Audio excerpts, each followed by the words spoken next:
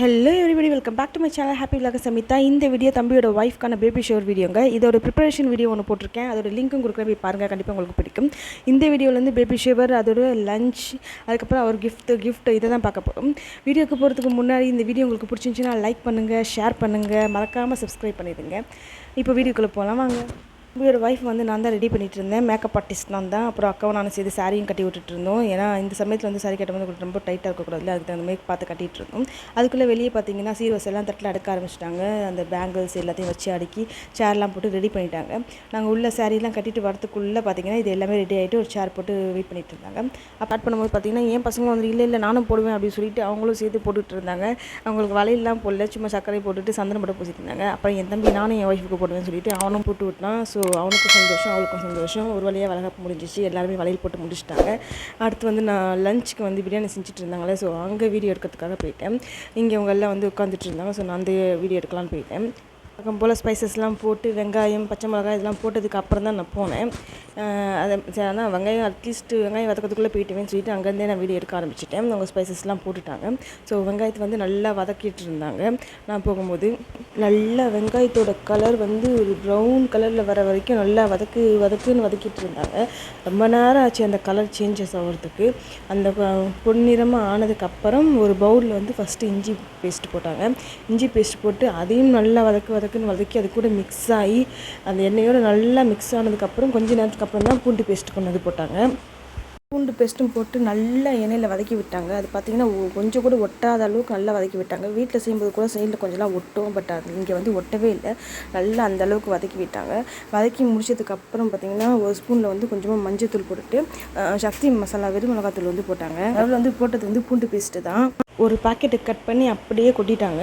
கொட்டினதுக்கப்புறம் அதை அப்படியே மிக்ஸ் பண்ணும்போது பார்த்திங்கன்னா அந்த இஞ்சி பூண்டு பேஸ்ட் இந்த இது அப்படியே ரெட் கலரில் மாறிடுச்சு. நல்லா அதை மிக்ஸ் பண்ணி விட்டாங்க. அடி பிடிக்காத அளவுக்கு நல்லா மிக்ஸ் பண்ணி விட்டாங்க. அதுக்கப்புறம் தக்காளி, மல்லி, புதினா இதெல்லாம் வெட்டி வச்சுருந்தாங்க ஒரு இதில், ஒரு பவுலில். அதை அப்படியே எடுத்துகிட்டு இதில் கொட்டிட்டாங்க. அது மொத்தமாக கொட்டி அதை நல்லா வதக்குன்னு மறுபடியும் வதக்கி இந்த தக்காளி, வெங்காயம், புதினா இது எல்லாம் நல்லா வதங்கிறதுக்கு ஒரு கையில் ஒரு அரை கை வரைக்கும் கல் உப்பு கொண்டு அதை அப்படியே போட்டாங்க. அதையும் போட்டு நல்லா வதக்கி விட்டாங்க. பிரியாணியில் நல்லா நம்ம வதக்கிறது தான் டேஸ்ட்டே.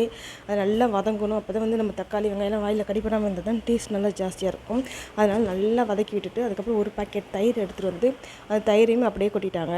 தயிர் பாக்கெட்டையும் ஊற்றி தக்காளி, வெங்காயம் எல்லாமே நல்லா மசிய வதங்குற அளவுக்கு நல்லா வதக்கி விட்டாங்க. கிட்டத்தட்ட ஒரு 1/4 மணி நேரம் வதக்கியிருப்பாங்க. நல்லா வதக்குன்னு வதக்கி அது தக்காளி நல்லா வதங்கினதுக்கப்புறம் அதுக்கு தேவையான அளவுக்கு தண்ணி ஊற்றிட்டு அப்புறம் ஒரு வாட்டர் பாட்டிலில் லெமன் ஜூஸ்ன்னு நினைக்கிறேன், அந்த தண்ணியிலே மேலாப்பில் கொஞ்சம் ஊற்றி விட்டுட்டு அதை நல்லா கொதிக்க விடணும்னு சொல்லிட்டு மூடி வச்சுட்டு போயிட்டாங்க.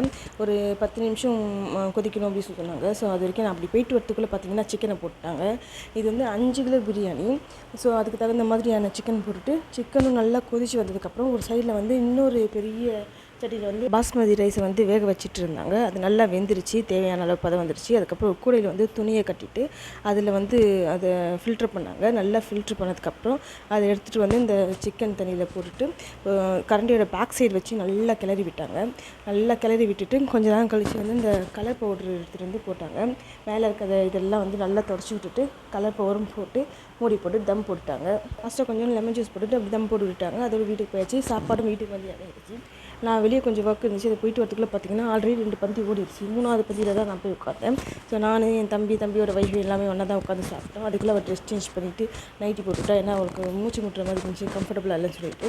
ஸோ எல்லாருமே சாப்பிட்டு முடிச்சதுக்கப்புறம் அவன் வாங்கிட்டு வந்த கிஃப்ட்டை நாங்கள் அவன்கிட்ட கொடுக்கலாம் அப்படின்னு சொல்லிட்டு அவளை கூட்டிகிட்டு இந்த கிஃப்ட்டை கொடுத்தோம். இந்த கிஃப்ட் பாக்ஸில் என்ன இருக்குதுன்னு அவளை விட ஆர்வமாக அவங்க ஃபேமிலி மெம்பர்ஸ் அப்புறம் எங்கள் ஃபேமிலி மெம்பர்ஸ் எல்லாம் இருக்க ஆரம்பிச்சிட்டாங்க. ஆக்சுவலாக உள்ள சைல்டிஷான ஒரு கிஃப்ட்டு தான் இருக்குது. ஆனால் அவள் ரொம்ப நாள் ஆசைப்பட்டு கேட்டான்னு சொல்லிட்டு என் தம்பி வாங்கி கொடுத்தான். கேர்ள்ஸ்னாலே கொஞ்சம் சைல்டிஷாக தானே இருப்பாங்க. அதனால் அவளுக்கு ஆசைப்பட்ட மாதிரி வாங்கி கொடுத்தாங்க. அதுவே ரொம்ப சந்தோஷம் தான். இருந்தாலும் எனக்கு ஒரு ஆர்வம், ஓப்பன் பண்ணிட்டு என்ன ரியாக்ஷன் கொடுப்பான்னு பார்த்தா அவர் ரொம்ப ஹாப்பி ஆகிட்டான். ஏன்னா அவள் கேட்ட கலரில் அவள் கேட்ட மாதிரியே அந்த டெடி பேர் இருந்துச்சுன்னு சொல்லிட்டு.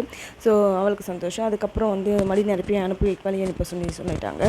ஒரு கர்ச்சீஃபில் வந்து தேங்காய், வெத்தலைப்பாக்கு, பழம் என்னென்னமோ வச்சு அதை அவள் மடியில் நிறச்சி அதை அவங்க அம்மாக்கிட்ட கொடுக்கணும். அதுதான் எங்கள் அம்மா வந்து இந்த 3 தடவை பண்ணணும்னு சொல்லி வழி மாதிரி கையாட்டிகிட்டு இருக்காங்க. ஸோ அதெல்லாம் முடிஞ்சதுக்கப்புறம் வழி அனுப்புறதுக்கு ரெடி ஆயாச்சு. அவளை வழி அனுப்பும்போது ஹஸ்பண்ட் வரக்கூடாது அப்படின்னு சொல்லிட்டாங்கன்னு சொல்லிட்டு வழி அனுப்பாச்சு. ஊர்லேருந்து வந்தவங்க எல்லாருமே கிளம்பிட்டாங்க. எங்கள் அம்மா அவங்க கூடவே சேர்ந்து போக ஆரம்பிச்சிட்டாங்க. ஒரு வழியாக வளகாப்பு முடிஞ்சு அவங்க பேக்கேஜ்லாம் எடுத்துக்கிட்டு மறக்காமல் அந்த டெலிவரியும் கூடவே எடுத்துக்கிட்டாங்க. அந்த எல்லாத்தையும் முடிச்சு வழி அனுப்பி வச்சாச்சு. ஹாப்பியாக வளகாப்பெல்லாம் முடிஞ்சிச்சு. அடுத்து என்ன நம்மளுடைய வேலை என்ன, வந்து வேலையை பார்க்கணும் இல்லையா. வந்த சீர்வரிசை வந்து அக்கா தங்கச்சி நாங்கள் பிரிச்சுக்கணும் அப்படின்னு சொல்லிட்டு வந்து பங்கிடுவாங்களே, 1 உனக்கு 1 எனக்கு, 2 உனக்கு 2 எனக்கு அப்படின்னு. அதே மாதிரி நானும் எங்கள் அக்காவும் உட்காந்து பங்கு போட ஆரம்பிச்சிட்டோம். ஸ்வீட்லேருந்து வெத்தலைப்பாக்குலேருந்து எதையுமே உள்ள எல்லாம் சேர்ந்து பங்கு போட்டு பிரித்து ஒரு வழியாக எங்களுடைய பேகையும் நிரப்பிட்டு வந்துட்டோம். இந்த மாதிரி சமயத்தை விட்டால் எப்போங்க நமக்கு இதெல்லாம் கிடைக்கும். அதனால் அக்கா தங்கச்சின்ற பேரில் வந்து பிரித்து எடுத்துகிட்டு எங்கள் அம்மாவுக்கு ஒரு பங்கு கொடுத்துட்டு அப்படியே எடுத்துகிட்டு வந்துட்டோம். அவ்வளோதான் இந்த வீடியோ வந்து வளகாப்பு ஹாப்பியாக முடிஞ்சிச்சு. இந்த வீடியோ உங்களுக்கு பிடிச்சிருக்கோம் நம்புகிறேன். இந்த வீடியோ உங்களுக்கு பிடிச்சிருந்துச்சின்னா லைக் பண்ணுங்கள், ஷேர் பண்ணுங்கள், இப்படியே உங்கள் கமெண்ட்டையும் சொல்லுங்கள். மறக்காமல் சப்ஸ்கிரைப் பண்ணிடுங்க. தேங்க்ஸ் ஃபார் வாட்சிங்.